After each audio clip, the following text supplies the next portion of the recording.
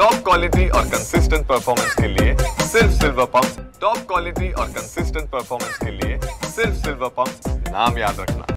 बुलढाणा जिल्ह्यामध्ये गेल्या 3 ते 4 दिवसापासून सतत जोरदार पाऊस होतोय आणि यामुळे जिल्ह्यातील जे काही प्रकल्प आहेत ते तुडुंब भरल्याचं आपल्याला दिसतंय। मी सध्या मेहकर तालुक्यातल्या पेनटाकळी प्रकल्पावरती आहे आणि हा प्रकल्प सुद्धा तुडुंब भरलेला आहे। या प्रकल्पामधनं पाण्याचा विसर्ग सोडण्यात येत आहे।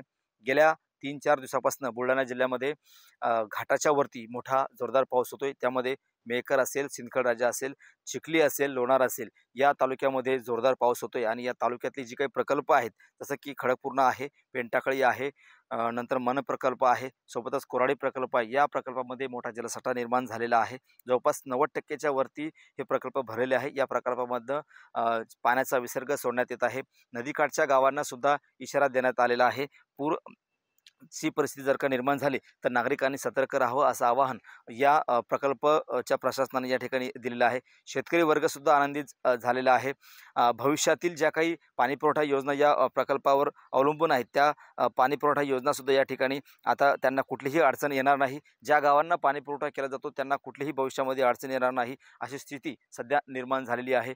देऊळगडाच्या प्रकल्पावरती जो खडकपूर्णा प्रकल्प आहे त्याच्यावरती सुद्धा अनेक गावाच्या पाणीपुरवठा योजना अवलंबून आहेत। पेनटाकळी प्रकल्पावरती सुद्धा अनेक पाणीपुरवठा योजना अवलंबून आहेत।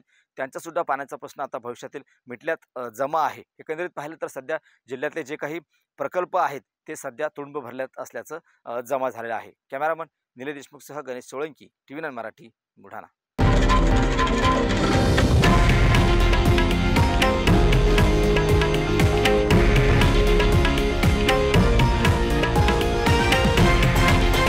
हे आहे देशातील नंबर 1 न्यूज नेटवर्क आणि आपण पाहत आहात TV9 मराठी, एकमेव।